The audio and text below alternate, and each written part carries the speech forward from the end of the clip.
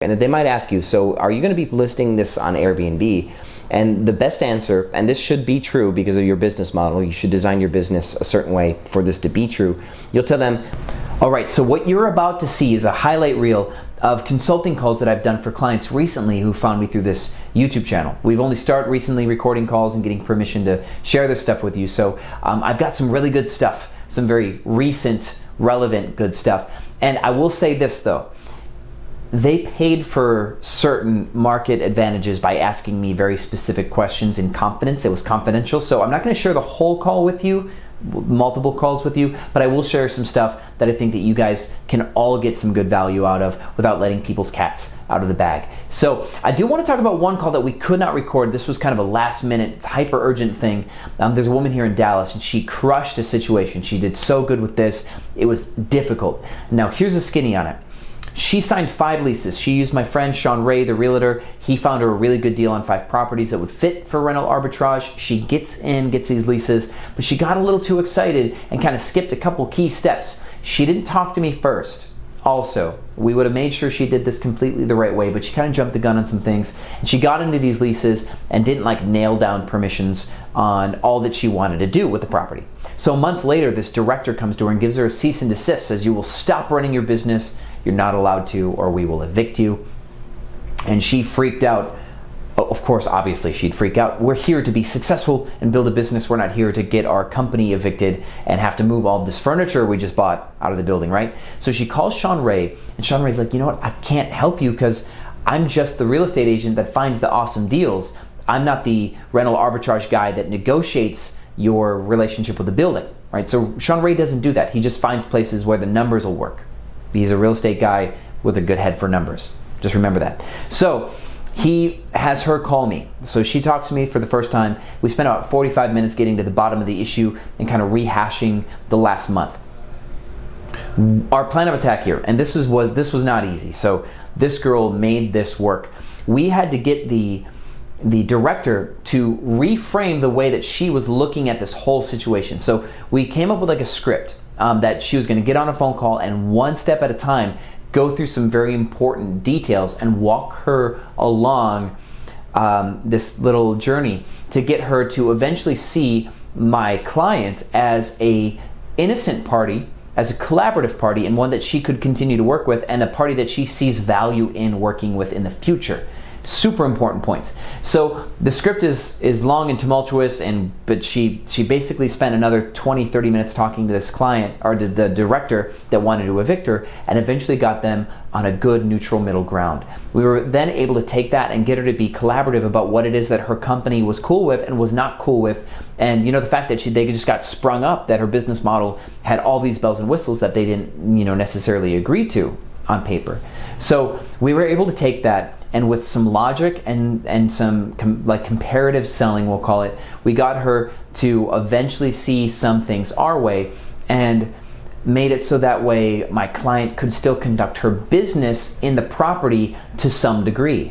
And you'll be pleasantly surprised to know that negotiation includes her still listing her services and her spaces for rent on Airbnb, which is a huge win. So she did, of course, all the talking with this director. I was just kind of the voice on her shoulder. We jumped on 2 calls total and saved 5 of her properties. So one of my favorite calls recently. Not that the rest of you aren't cool, but that one was a challenge and we made it happen. So big win. Congratulations to you, girl. So without further ado, there's a highlight reel of other cool questions highly relevant to you guys running your businesses that you want to see. So let's answer some questions and get on some calls. So how are you going about this? In some of your videos, you're talking about you're working with a real estate agent. Then you'll call them and talk about corporate housing. So if you could just give some more detail on that. Yeah. So I do not recommend giving a real estate agent all of your story, because you can end up creating your own competition. Because if a real estate agent knows exactly what you're doing, they'll start peddling your business to other investors, and they'll try to start doing rental arbitrage with other people because they'll make a commission on these leases. And the last thing you want is somebody to start springing up your own competition. You simply just go on the Airbnb platform as if you're a traveler and start punching in information, and you're going to look how many listings are there in King of Prussia in a map, right? So when you go search on Airbnb, you're gonna see that like when you go like entire home, instant book, you're gonna select a couple things and you're gonna pull up results. There's gonna be an option to switch to map view. Then align your map view to be over the competitive area that you would like to possibly get some property in.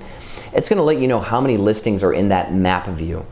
And from there, you start tweaking the dials. You're gonna have like 2 guests, right? And it's gonna say there's 200 properties that can have 2 or more guests, or 2 or less guests. You're gonna go up to 3, 4, 5, 6, 7, 8 guests, and you're gonna keep writing down the results. There might be a point where you're gonna notice that between 4 guests and 5 guests, or between 5 and 6, the inventory drops dramatically. Like there might be 115 properties that can have 5 guests, but the moment you go up to 6, then there's only like 80 or 70 or 60 properties that can host 6 guests or more. And you're gonna notice there's gonna be a big supply drop.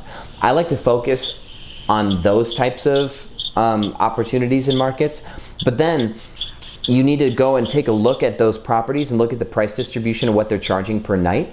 So then go to the price bar where there's this toggle that you can choose a minimum or maximum price like for your search results.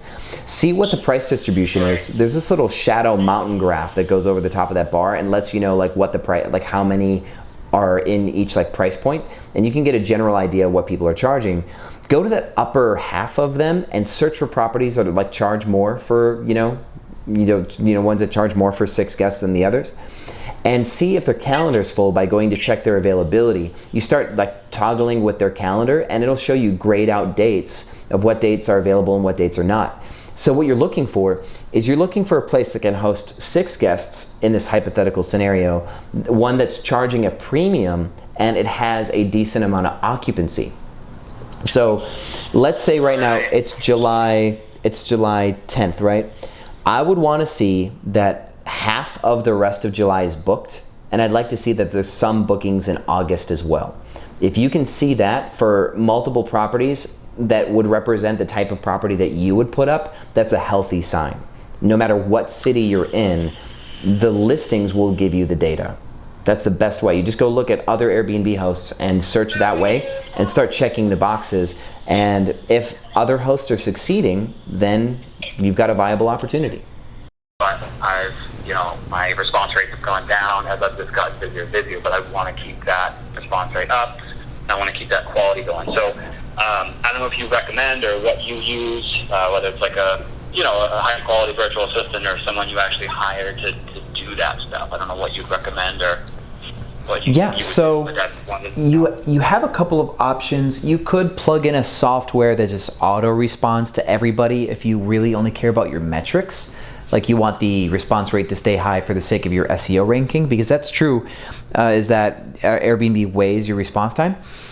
If you want to actually do a good job of responding to people in time, you should hire an assistant. And I don't believe necessarily in virtual assistants because I feel like having somebody who's more integrated into your business would better suit you.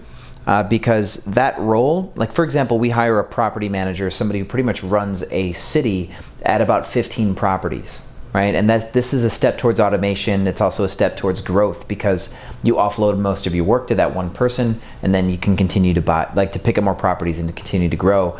Once that person has too much property to manage on their own, then you hire an assistant for your manager. And that's what path we took, and that's kind of what I still recommend. At this point, we have a reservations coordinator.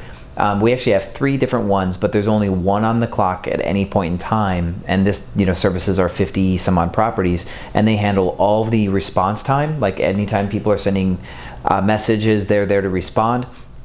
But they're also proactively reaching out to guests, talking to them about their check-in time, talking about the check-in guide, and they're handling a whole lot more than just responding. So if you're going to pay somebody to respond to your messages, you want to pay them to do so much more, so that way you're getting your money's worth. And with that said, a remote assistant isn't good enough.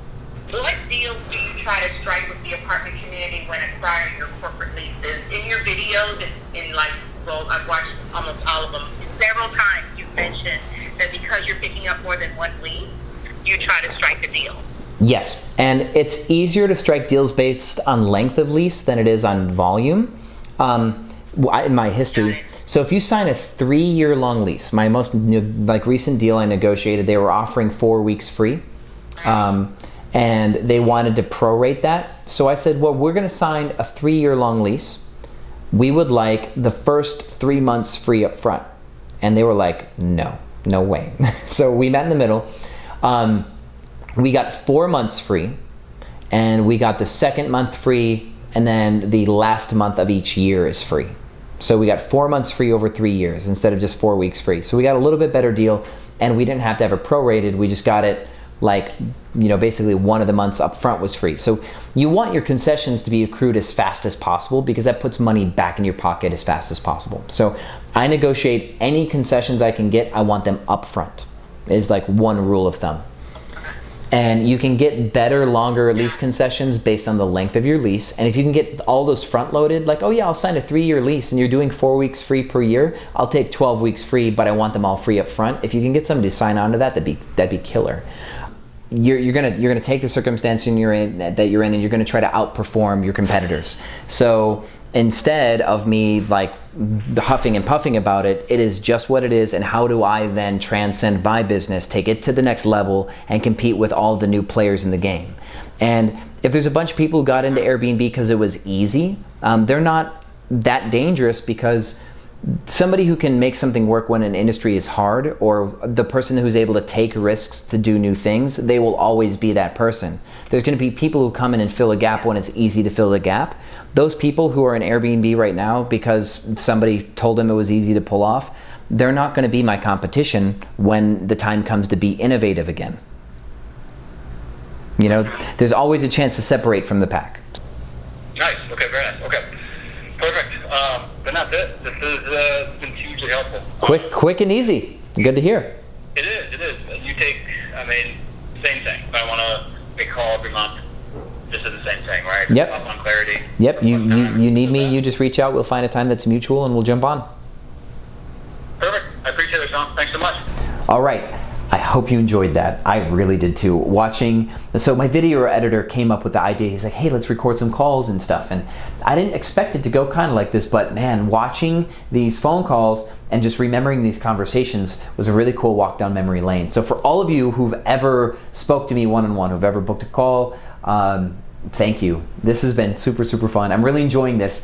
And if any of you else have obviously very specific, highly challenging, time-sensitive problems for your Airbnb business, that's kind of why I'm here. I'm your brain if you need me. So for the rest of you who I haven't spoke to yet, I will see you on the other side.